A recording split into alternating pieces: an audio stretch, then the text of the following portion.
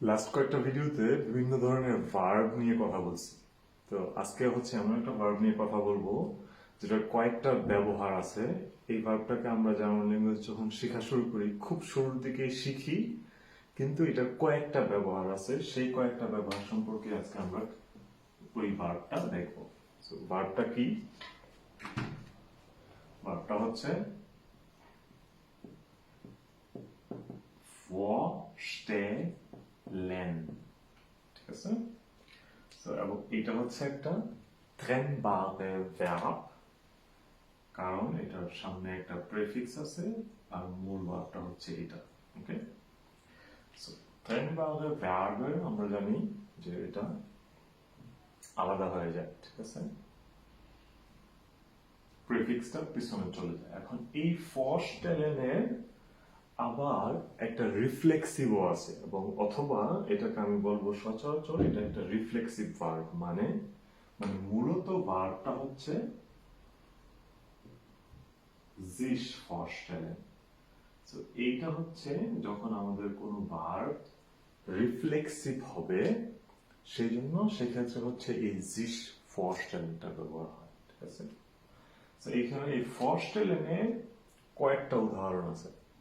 আমি যদি প্রথমে সংক্ষেপে বর্ণনা করি, একটা vorstellen হইল পরিচিতি অথবা পরিচয়, এই সেন্সে পরিচিতি দেওয়া, পরিচয় দেওয়া, ঠিক আছে।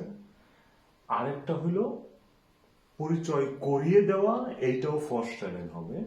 আবার হচ্ছে ইমাজিনেশন, চিন্তা করা, কল্পনা করা, ইমাজিন করা, সেটাও vorstellen, ঠিক আছে। তো চলেন দুই একটা উদাহরণের মাধ্যমে এই জিনিসটা ক্লিয়ার করি, ঠিক আছে। ওকে, প্রথমে যদি আমি বলি যে আমরা যদি আমাদের যে টিপিক্যাল ক্যারেক্টার আছে সেটা নিয়ে আমরা যদি বলি যে Ronny stellt sich vor, ঠিক আছে। এটা মানে কি দাঁড়াচ্ছে?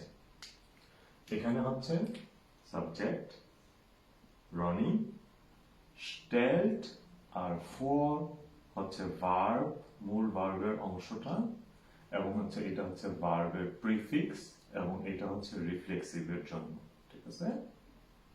রিফ্লেক্সিভের জন্য আমি আর দিলাম। রনি stellt sich vor, ঠিক আছে। এটা হইলো রনি, সে তার নিজের পরিচয় দিচ্ছে। যেরকম আমি হইলে বলবো ich stelle mich vor, মানে আমি আমার পরিচয় দিচ্ছি। একইভাবে আমি যখন কাউকে রিকোয়েস্ট করব যে আপনার পরিচয় দেন, তখন সেটা কি হবে? তখন সেটা হয়ে যাবে হচ্ছে bitte stellen Sie, বড় হাতের জি হবে, আপনি বলছি জি, sich vor, ঠিক আছে। bitte stellen Sie sich vor, এটা হচ্ছে আপনার পরিচয় দিন, ঠিক আছে। এখন আসি হচ্ছে যে আমি একজনকে পরিচয় করায় দেই, ঠিক আছে। যেমন হচ্ছে আমি রনিকে পরিচয় করায় দিই, সেক্ষেত্রে কি হবে? সেক্ষেত্রে হবে হচ্ছে, অথবা আমি আমার ভাইকে পরিচয় করায় দিই, তখন কি হবে? তখন হয়ে যাবে সে, তখন আর সেটা কোনো রিফ্লেক্সিভ থাকবে না, তখন শুধু হচ্ছে আমাদের এই vorstellen ভার্বটা ব্যবহার হবে। সেটা কি হবে? তখন হবে ich stelle meinen Bruder vor, ঠিক আছে। meinen Bruder, ঠিক আছে। ich stelle আমি পরিচয় করিয়ে দেই, for এই জন্য প্রিফিক্স শেষে চলে গেছে।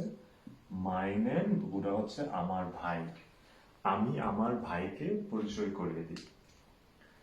অন্যদিক থেকে যদি আমি আবার এরকম ভাবে বলি যে কেউ আমাকে একটা কিছু বলতেছে, ঠিক আছে, অথবা আমি কাউকে একটা কিছু বলতে চাইবো যে চিন্তা করো ব্যাপারটা এই রকম, এই যে চিন্তা করো, ইমাজিন, ঠিক আছে, কল্পনা করো, এটা হচ্ছে, এটাকেও আমরা এই এই ভার্বটা ব্যবহার করব যে stell dir vor,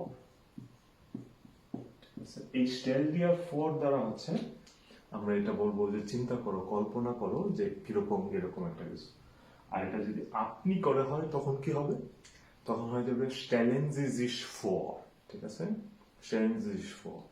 আর আমার কথা যদি বলি যে আমি এটা চিন্তা করতে পারি অথবা আমি এটা কল্পনা করতে পারি, তখন সেটা হয়ে যাবে হচ্ছে ich kann es mir vorstellen, ঠিক আছে?